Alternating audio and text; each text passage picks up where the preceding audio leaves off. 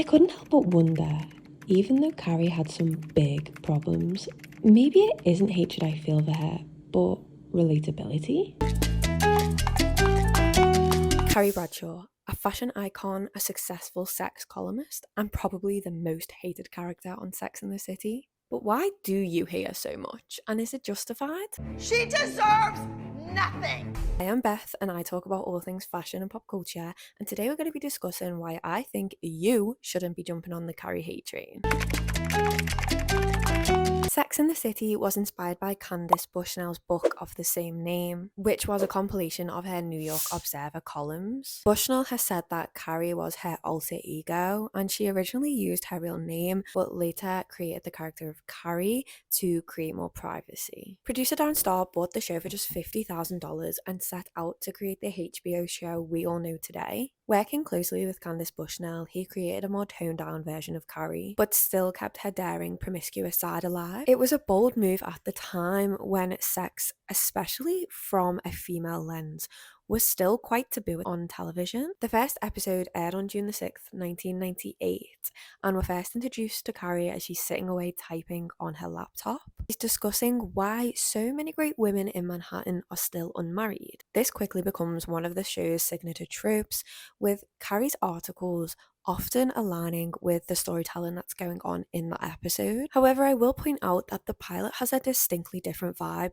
to the rest of the seasons. Her apartment is smaller, hair's darker, and she dresses a little less flirty. You can definitely see how they advanced from the pilot into the next episodes and really built on the characters. As Carrie's musing on dating in New York, we're shown montages of random people and their quick quips about what is going on. This is also a technique that is mostly dropped after season 1. I also noticed that the fourth wall breaks disappear too. When we first open in this episode, Carrie talks directly to the camera while she's like out and about on the street, and this kind of just slowly trickles away, and by season 2 it never happens. But this first episode introduces us to her 3 friends, Miranda, Samantha, and Charlotte, a group of single women in their 30s and early 40s navigating careers, love, and friendship in New York City. But Carrie is the protagonist, the voice and engine of the whole show.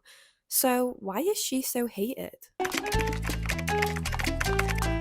I'm going to talk about the Carrie criticism and why I think people are so harsh on her character. There are plenty of moments where Carrie's behaviour is questionable, and I think we need to start with the big one, the elephant in the room, which is the affair. In season 3, episode 9, Carrie ends up having an affair with Big while he is married to Natasha and she is in a serious relationship with Aiden. Earlier in the episode, Big bumps into Carrie and tells her that he's going to be leaving his wife Natasha, and Carrie is kind of confused as to why he would tell her this. Then later in the episode, Aiden is fixing up Carrie's house because it has loads of things that needs doing, and she can't focus on work, so she decides to go and book herself into a hotel to finish her article. Then, out of nowhere, Big shows up to this hotel. This is when it goes awry because she ends up sleeping with Big. But I think this is a real defining moment for Carrie's humanness. She is selfish, she is impulsive, and she is hurting people who care about her. And the show doesn't shy away from that. I don't think they try and make Carrie look like she's in the right at all. Natasha isn't vilified either. She's portrayed as a human being whose life is upended by the actions of Carrie and Big. You'll never everybody go near my husband. Everybody will know. You understand that? Everybody will go after my husband. And that's definitely not the only murky moment from Carrie and why I think people hate her so much.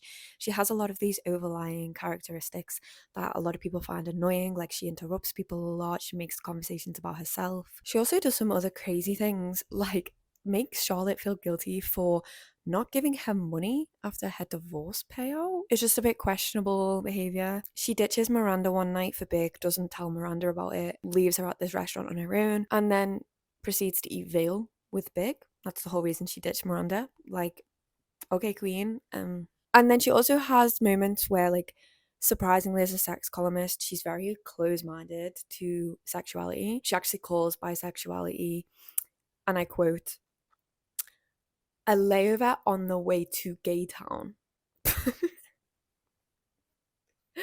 girl, like your whole career is based on writing about sex and sexuality and navigating dating, etc. And like that's the viewpoint you have on sexuality is crazy to me. And I think this is often why people find her a little bit annoying, a contradictory character to what like her whole vibe is. It would make more sense often that Samantha is the sex columnist. For a sex columnist, you have a very limited view of sexuality. Gay is pink suede. Wake up, it's 2000. The new millennium won't be about sexual labels, it'll be about sexual expression. It won't matter if you're sleeping with men or women. It'll be about sleeping with individuals. But also, I kind of like that she's a hypocrite and an oxymoron of herself, because I think that's real life. People aren't always 100% one thing. Like, they may do a job, but it doesn't mean they 100% believe in that and, you know, are immersed in it. Like, they might just do a job because she likes writing, you know? So I think it is kind of a accurate representation of real life. People just seem to hate that. Why do we demand accountability from fictional female characters in a way that we rarely do with male fictional characters? If you think about it, Carrie cheats, lies, and often centers herself in conversations, and the internet eats her alive. But where's that same energy with Tony Soprano? You know, he's literally a mob boss. He cheats constantly, lies compulsively, and murders people. Yet he's seen as iconic and complex, deep, a cultural icon. What even about like Ross Geller? I know a lot of people have like kind of gone onto the Ross Geller hate train, but a lot of people love him too and think he's a brilliant character. I think he's funny, he adds to the story, and he 100% does. I think that's so true. But why don't they have that same energy when it comes to Carrie? Because she's witty, she's funny, she's also kind of fucked up when it comes to relationships, the same way Ross is, extremely jealous, cheating, all of the above, lying. But I don't think anyone was writing think pieces about him back in the 2000s. I think we're fine with men being flawed in TV, and sometimes they're even celebrated for it. Do you know what? I can even think of like other characters off the top of my head, and oftentimes people love these characters, even though they have done heinous things.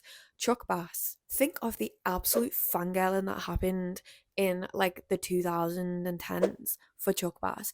He literally assaulted Jenny in like the first 2 episodes. He was not a nice person. Everyone was just like obsessed with him because he likes, I'm Chuck Bass, and he had this accent. Or another one I can think of is Damon Salvatore, the heartthrob when I was in my teens. Did we all just skim over the fact that he used compulsion on Caroline to get her to sleep with him?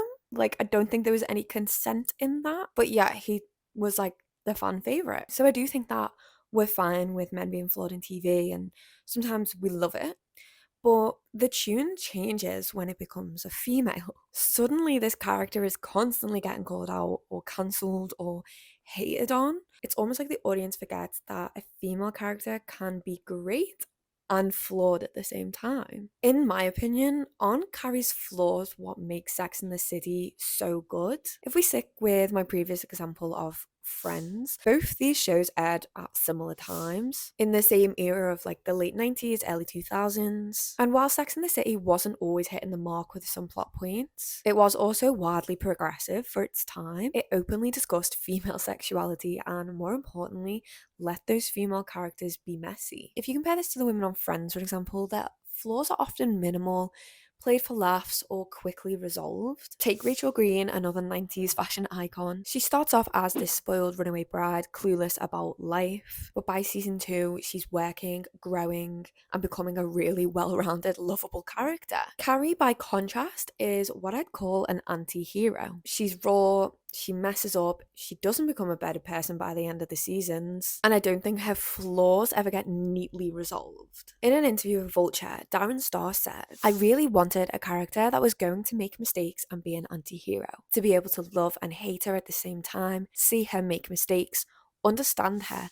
It made the character way more complex. When all we see are perfect female leads, flawless, selfless, always morally right, we start holding real women to this standard. Feeds into this quiet pressure to be likable, palatable, and emotionally neat. But imperfection is human. And I think it shows like this that start to invite empathy. It tells the viewers that you don't have to be perfect to be valuable. But I do think this was rare in the 90s. Female leads typically needed a reason to be unlikable. It was usually some sort of trauma, or they would have to have some major redemption arc. Carrie doesn't really dramatically change. I mean, she ends up marrying big in the movies, so how much did she really learn? The only little bit of backstory the show gives is that her dad left maybe when she was young. That really becomes a crutch that the writers lean on to excuse her behavior. But still, these flaws make her layered. And if I'm being honest, for a long time, I thought I hated her too.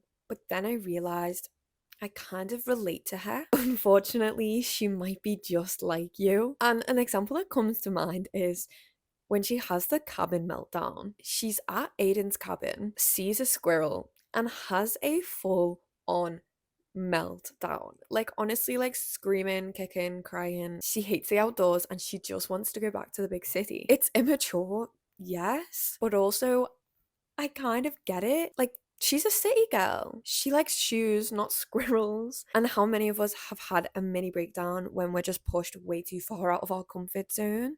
At the end of the day, she crashes out, gets over it, moves on. Relatable queen. I think Carrie reflects that part of yourself that you don't always like. I mean, have you ever ditched a friend for a boy? Interrupted someone to talk about yourself? I think we can all be guilty of slipping into some of these bad traits and characteristics sometimes, but that doesn't mean we're bad people. How we see Carrie Bradshaw is more complex than just love or hate. She's like that friend or family member who you absolutely adore, but it's very glaringly obvious the issues that they have, but despite it all, you still love them. Don't think Carrie Bradshaw is necessarily a role model, but she's definitely a mirror into what it's like to actually be a woman. And I think to round off my whole Carrie criticism and why you shouldn't jump on the hate train is that you don't always need women on TV to be inspirational. Oftentimes, you just need them to be honest. Thank you for watching. I'm Beth Nicole, and I talk about all things fashion and pop culture.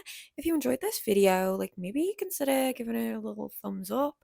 And if you want to follow along for more pop culture and fashion videos, hit that subscribe button, and hopefully I will see you in my next video. Bye!